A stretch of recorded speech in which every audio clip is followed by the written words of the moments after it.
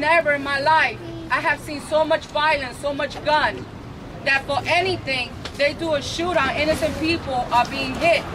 That means my daughter could come out in the store just to go to the store, and because somebody has a conflict, they just pull out their gun and shoot and not caring who is around them.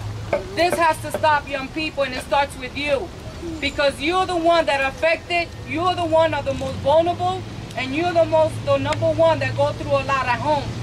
And you escape to the streets because you clear your head, you just want a little peace, you just want people to understand you. Am I right? Yeah. Am I right or wrong? Yes.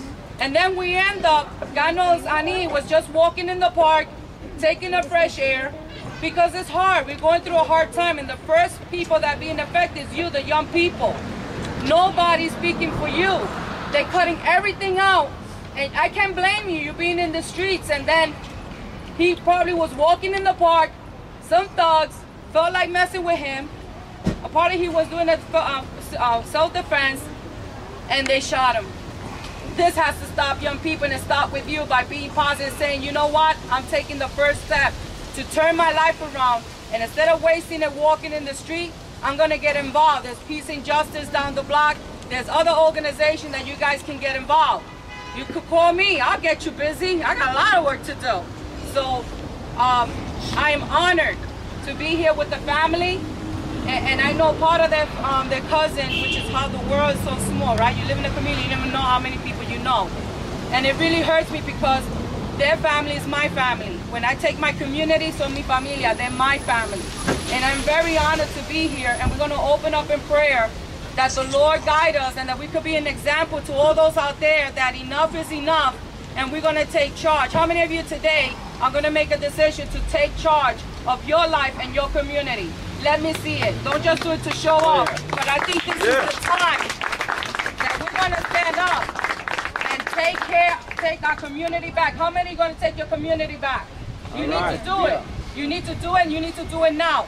Let's make his death not in vain, not here for a show, but that we are going to make something of it, make a foundation, make something to build this community. It belongs to us. It doesn't belong to politics. Remember that. You are in charge.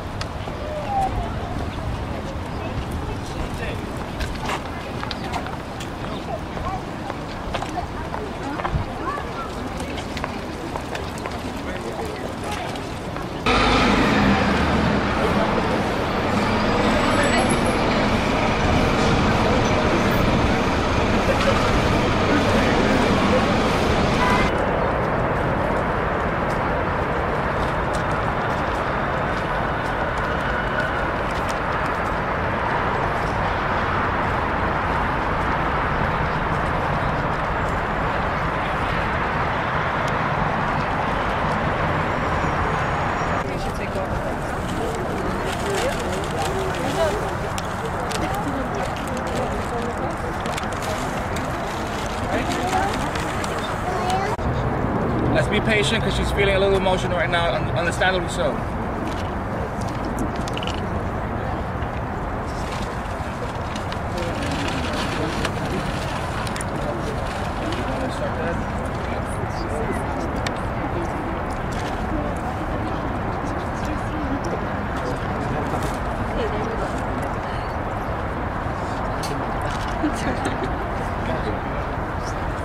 Good evening, everybody. For my wife and my children, favorite family. Okay, if I repeat you? We said good evening, everybody, on behalf of himself and his wife. Children, grandchildren. Children and grandchildren. We would like to thank the support of the people. We would like to thank you for the support. And come out again and let's come back again another time and, you know, get this thing right. I mean, our committee is being hard. So thank you for coming out today, and hopefully we can come out again. Yeah, in support of my son. In support of his son.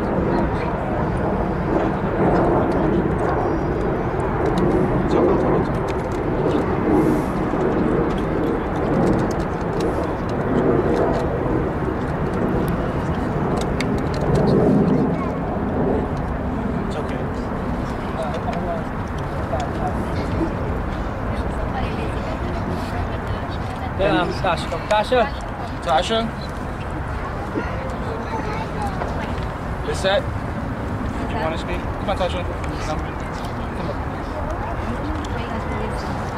You want to say your relationship to him and share any thoughts? We'd like to thank everybody for coming on behalf of Anil and his sister-in-law Natasha. It's sad to know what happened to him. We hope to get justice really soon. I hope all the young community can look at this and realize that violence is not the answer. You guys should go to places, go to your family if you need help. Do not talk amongst your friends about it, because this is what happened. You could end up dead. And he's a sweetheart. He didn't deserve to die like this.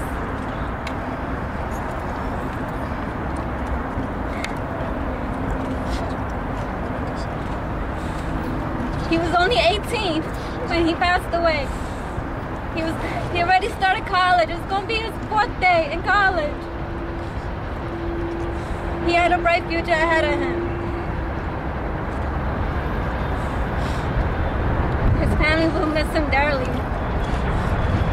And his friends as well. He did not deserve to go like this. His time was not up. Everyone knows that his time was not up.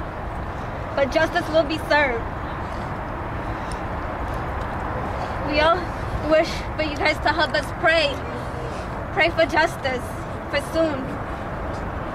His parents are grieving so much inside. He was just a baby.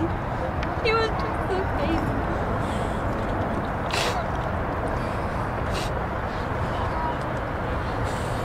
Any other relatives want to come up? Family?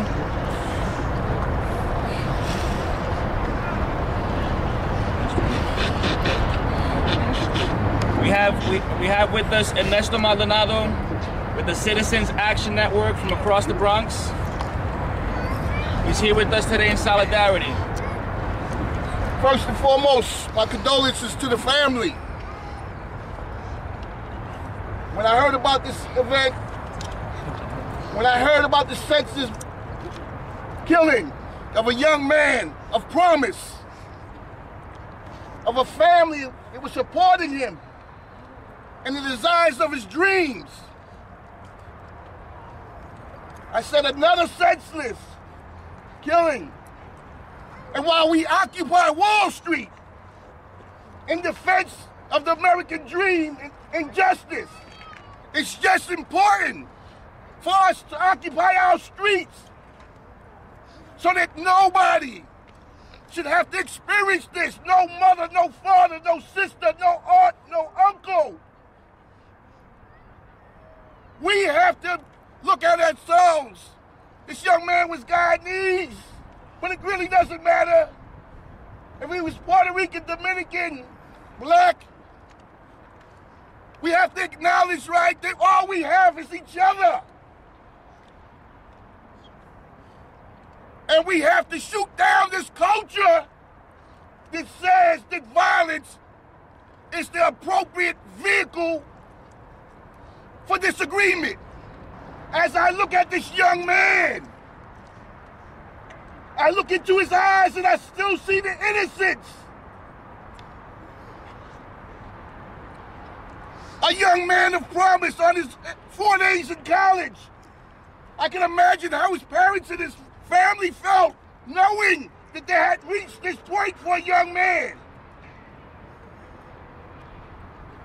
We must take back the streets. We must take ownership of our young.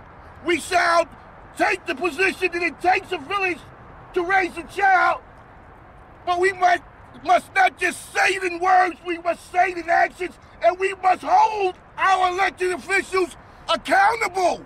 Amen. To bring the services to our youth. We're here in support of the family and for everyone who's here. As you can see, if you look around, we're all mixed. In color, in race, in everything, age. And Anil, I came to know through his mom and his sister and his family who comes to the Hindu temple. right here in this area. And I got to know him a lot through the eyes of each and every one of you, through your comments on Facebook. And that's the sad part, is that our social network knows more than we do. The social network knows more than the family does. And I think what the family wants, as one of the sister-in-law said, is justice.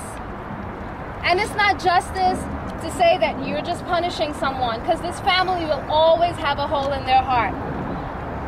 The brothers, the sisters, the friends, the family, they're always going to remember this. And as time moves on, I hope that the family can use his wonderful memories to keep them alive, to keep them going. But show his mom a picture. Tell her something about him. And she starts crying, because you can never heal that hole. And for all of the youth that are here, I know that we listen to things and then we let it go after, because we move on with life. It's just the nature of us being human beings. But the truth is, when we're alone, when with our family and friends, if it's a holiday, we are going to remember. So each and every one of you who came out today, this walk is for justice. This walk is to show support. This walk is to show that our community has not lost faith in what it can do. And this could have been your brother, your sister, whoever, someone that you knew. You have to think, when you get upset, violence is not the answer. It is never okay to put your hands on someone else for any reason whatsoever. Okay? There is nothing and no one outside of your mind that can make you feel a certain way but you. So if someone has done something, you need to learn how to control that anger within yourself. Alright? Listen, this is our community. If we don't act as leaders, this is going to continue to happen. So when you see others acting out, be that example. Speak to them. Let them know this isn't the right way. People act out of ignorance sometimes, and this shouldn't have happened. But this angel came and he was a light to educate others in this tragedy, to know that we cannot have any more violence. When I look at his face, I see my cousin who just passed away recently. I see the young friends on my block. I see the kids that I've taught in dance school. I see family. I'm in the divine love of the all, and all love is in me. And what that means is, no matter who you pray to, no matter who is your creator, when I see your face, I see me. Because what I do affects the next person, directly or indirectly. It's like this person here was saying, what you teach is what is taught forward. You know, so every day that I go by my life, I think about how I'm affecting people around me. I'm in the divine love of the all, and all love is in me.